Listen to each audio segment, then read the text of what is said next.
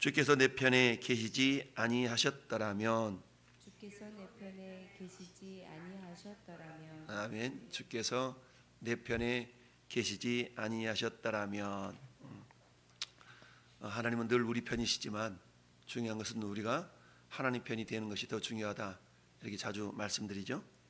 42절 말씀 가운데 우리 아버지 하나님, 아브라함의 하나님, 곧 이삭의 경외하는 이가 나와 함께 계시지 아니하셨더라면, 이 모든 우여곡절 20년의 그야말로 어찌 보면 파란만장한 그런 삶, 마치 머슴과 같은 그런 삶 속에서 내 자존심도 구겨지고 삼촌이 품삯을 10번이나 받고 하는 그 상황 속에서 내가 어떻게 견디겠어요. 역설적인 표현이죠.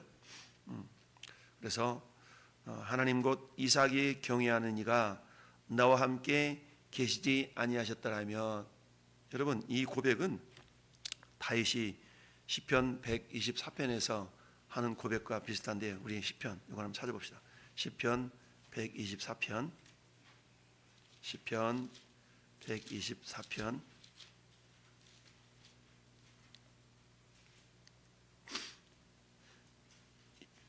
1절, 이스라엘은 이제 말하기를 여호와께서 우리 편에 계시지 아니하셨더라면 우리가 어떻게 하였으랴. 2절도 사람들이 우리를 치러 일어날 때에 여호와께서 우리 편에 계시지 아니하셨더라면, 하나님이 우리 편에 계시지 아니하셨더라면 그때 그들의 노여움이 우리에게 맹렬하여 우리를 산채로 삼겼을 것이다.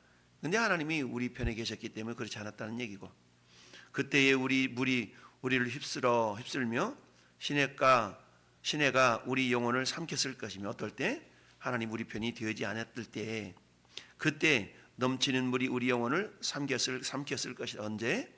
여호와께서 우리 편에 계시지 않았더라면, 우리를 내줘서 그들의 이에 씹히지 아니하게 하신 여호와를 찬송할지로다.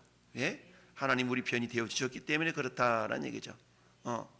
7절은 우리 영혼이 사냥꾼의 올무에서 벗어난 새같이 되었나니 올무가 끊어짐으로 우리가 벗어났도다. 할렐루야. 오 우리 영혼이 벗어났도다. 사냥꾼의 올무에서 새같이. 오 우리 영혼이 벗어났도다. 사냥꾼의 올무에서 새같이. 오 올무가 끊어졌네, 해방되었네. 이런 찬양이 있어요. 시편 124편 7절을 근거로 해서 각 작사는 아니죠, 작곡한 찬송인데, 결국 우리의 도움은 천지를 지으신 여호와의 이름에 있도다라고 다윗이 이렇게 지었는데요.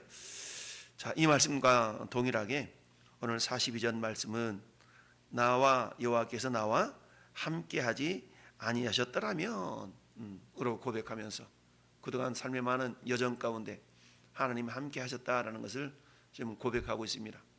그럼에도 불구하고 야곱은 순간순간마다 그런 하나님을 온전하게 신뢰하지 못한 그런 또 연약한 모습이 있는 걸 봐요. 자, 오늘 우리가 읽지는 않았지만 18절부터 쭉 보면 결국 어떻게 됩니까? 야곱이 일어나서 자식들과 아내들과 낙타에 태우고 이제 외삼촌 집을 떠나는 장면이 나옵니다. 그런데 외삼촌을 떠날 때 20년 동안 살았으니까 그 석별의 정이라 그러잖아요. 이거라도 나누면서 좀 이별의 아쉬움을 가지고 이렇게 떠나야 되는데 그렇지 않고 어때요? 가만히 마치 도망 나오듯이 20절 말씀 보니까 야곱은 그 거취를 아람 사람 라반에게 말하지 아니하고 가만히 떠났더라. 가만히 떠났어. 근데 이때 어떤 상황이었어요? 외삼촌 라반은 지금 자기 아들들이 양치고 있는데 털 깎는 시기였던 거죠. 1년에 털 깎는 시기가 정해져 있어서 그때는 어때요? 양들이 이제 막 겨울을 지나고 봄이 되면 어때? 털을 다 깎아서 새털이 날 수 있도록 이러는 시기가 되었던 겁니다. 근데 지금 외삼촌 그 라반의 양떼와 야곱의 양떼는 서로 거리가 사흘 길을 떨어져 있었다고 그랬죠.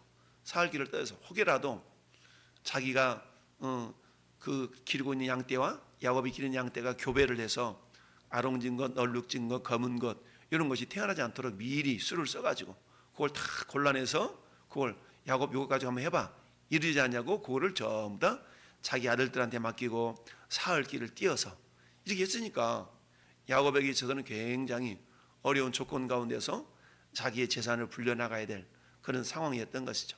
그러다 보니까 야곱 입장에서 본다 그러면 참 외삼촌 해도 너무한다.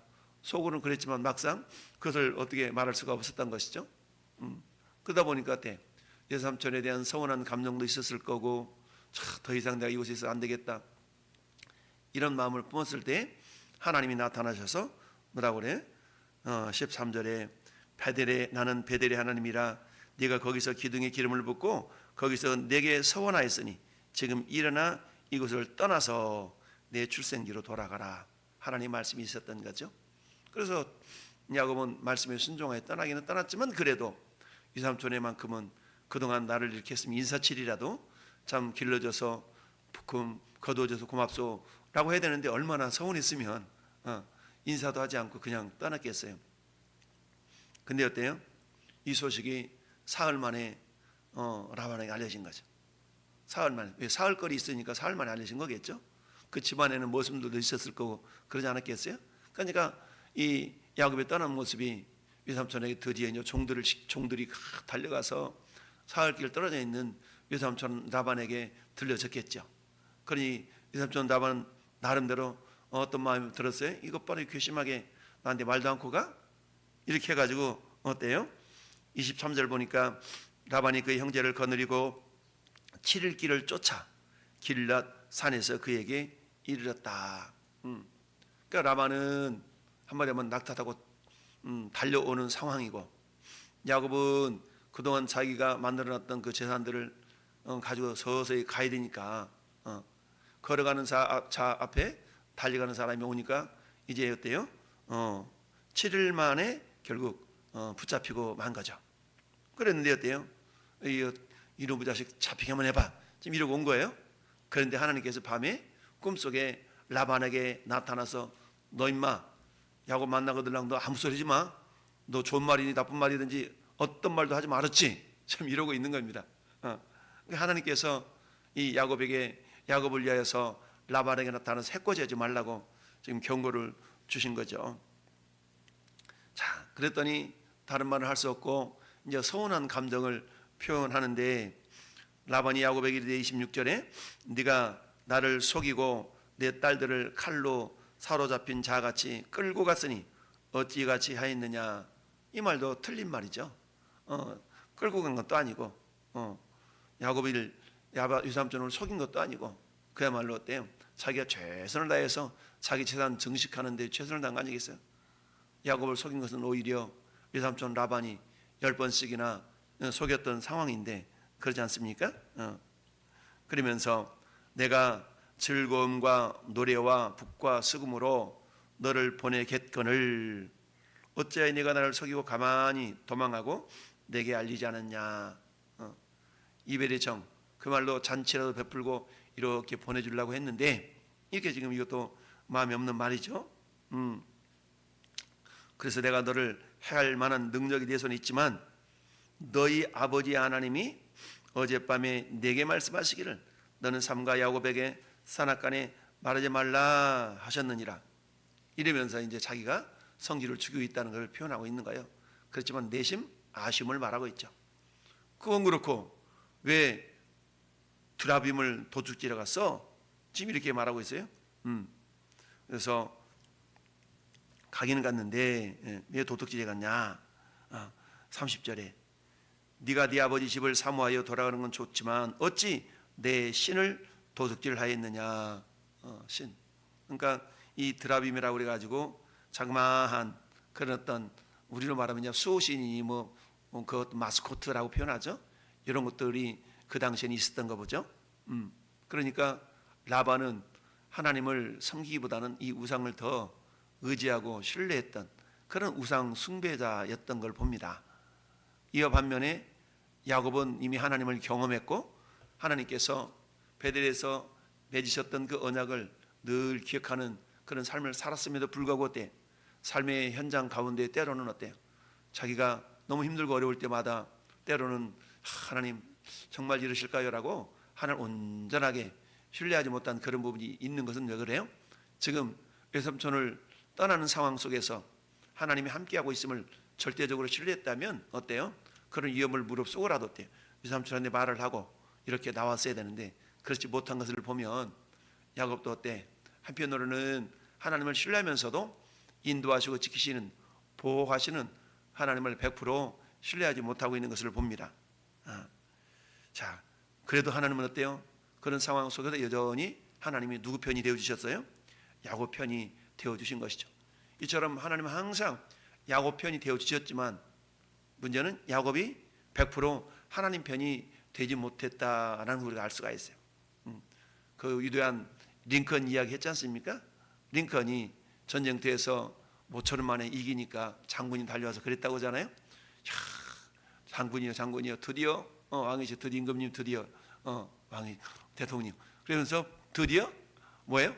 하나님께서 우리 편이 되셨나 보다고 그랬더니 링컨 대통령이 뭐라고 그랬다고요?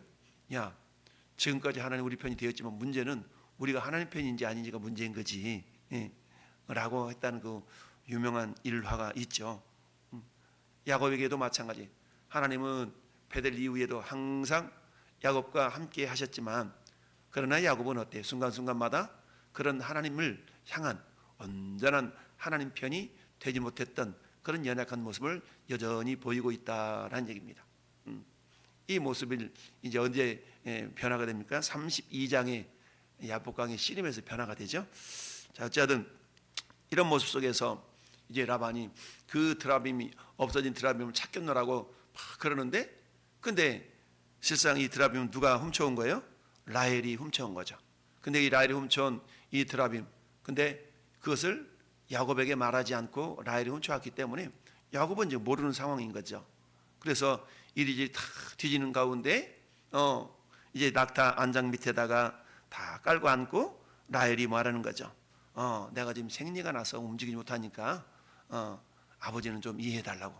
그 아버지를 부를 때 주는 노여하지 마시고 35절에 하니라. 라반이 그 드라빔을 두루 찾다가 찾아내지 못했다. 그러니까 또 이제 야곱이 열받은 거예요. 세상 말로 말하면 열받아가지고 라반을 책망할세. 라반을 책망했어. 이것도 책망하다라는 단어는 그야말로 넌 왜 그랬어? 이런 높은 위치에 있는 자가 낮은 자를 향한 그런 책망이 아니고 한마디로 말하면 따지고 든다니. 따져든다. 자기 억울함을 따지고 드는 이런 모습인 거예요. 그래서 36절에 책망했다라는 말과 42절 하반절에 어젯밤에 삼촌을 책망하셨나이다 라는 단어는 다른 단어입니다. 우리말로는 책망했다 똑같은 건데 어쨌든 그래서 야곱이 노하여 라반을 향해 뭐하고 했냐면 이 다퉜다는 얘기죠. 말싸움했다는 얘기입니다. 그래서 책망할새 야곱이 라반에게 대답하여 이르되 내 허물이 무엇입니까?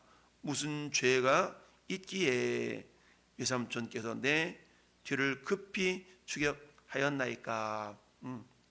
우리가 보통 허물과 죄라고 표현하잖아요. 허물과 죄. 허물이라는 것은 뭡니까? 뭔가 좀 부족함이 있는 그런 모습인 거고, 죄라는 것은 그야말로 말씀을 벗어나는 것이 죄죠. 뭐가 내가 외삼촌을 향해서 그런 게 있습니까? 라고 따지는 겁니다. 그러면서 뒤져서 물건이 없지 않습니까? 이제 하나님께서 판단할 겁니다 라고 하면서 지금까지 자기 상황을 쭉 얼마나 내가 수고했고 억울한 일을 당했는가를 쭉 얘기하고 있는 겁니다. 그러면서 39절에 물려 찢긴 것은 내가 외삼촌에게로 가져가지 아니하고 낮에 도둑을 맞았든지 밤에 도둑을 맞았든지 외삼촌이 그것을 내 손에서 찾았으므로 내가 스스로 그것을 보충했다. 눈코 뜰 새도 없이 이렇게 내가 수고했다라고 표현하죠. 우리 장은우님 권사님 그 이제 편의점 운영하면서 때로 그런 일이 있을 수 있거든요.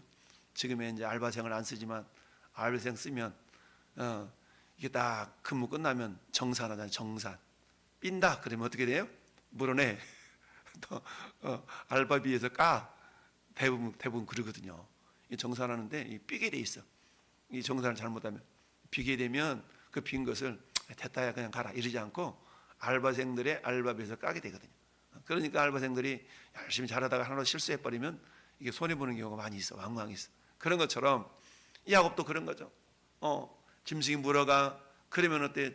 그 시체를 놔두고라도 짐승이 물어갔습니다. 이러면은 외삼촌이니까 아 그랬냐, 너 몸은 괜찮냐 이래야 되는데 그게 아니고 그랬어? 네가 물어내. 네가 잘못 지켰구만.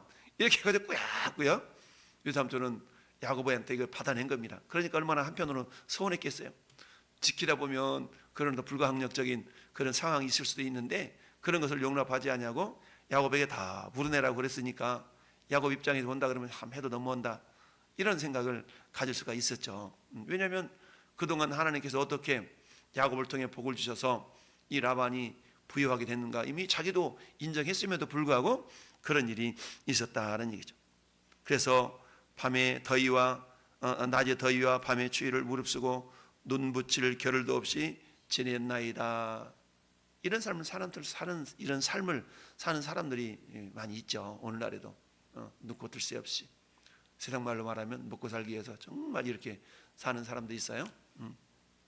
근데 중요한 것은 어때요?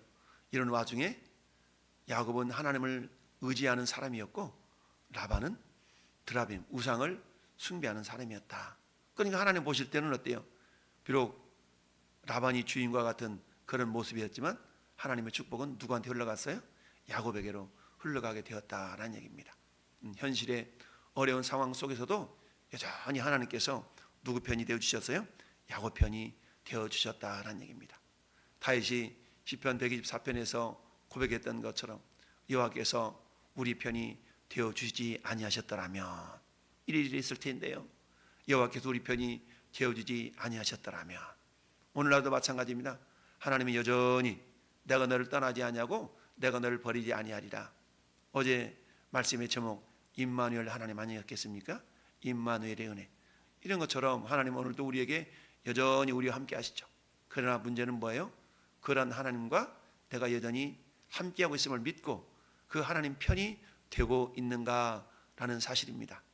여러분 오늘 하늘도 우리 삶의 여정에는 내 생각대로 내 뜻대로 되지 않는 많은 부분들이 있잖아요. 그럼에도 불구하고 우리와 함께 하시는 하나님을 절대적으로 신뢰하고 당당하고도 담대하게 나간다 그러면 세상의 어떤 위협과 어려움 속에서도 우리가 주눅들지 않고 이겨낼 수 있다라는 사실이죠. 세상을 이기면 이것이니 우리의 믿음이라. 그 믿음은 어떤 믿음? 임마누엘. 하나님이 우리와 함께 하신다는 그 믿음. 나와 하나님이 함께 계시지 아니셨더라면 외삼촌께서 이제 나를 빈손으로 돌려보내셨으리라마는, 그러나 하나님이 내 고난과 내 손의 수고를 보시고 어젯밤에 외삼촌을 책망하셨나이다. 하나님은 어때요? 이처럼 믿음의 사람들의 성실한 수고에 대해서 결코 외면하지 아니하신다라는 사실을 알 수 있습니다. 그래서 어때요? 하나님은 심은 대로 행한 대로 일한 대로 거두게 하시고 보응하시는 그런 하나님이라는 사실을 우리가 기억하면서 오늘 한날도 우리에게 주어진 모든 일들에 대해서 물론 선한 일이겠죠. 선한 일을 위하여 최선을 다해 열심을 품을 때 하나님은 보시고 들으시고 아시고 하나님의 선하신 때에 반드시 갚아 주신다라는 사실을 기억하면서 오늘도 우리가 하나님의 우리의 보호자 되심을 신뢰하고 승리하는 모든 성도가 될 수 있기를 예수님의 이름으로 축원합니다. 아멘.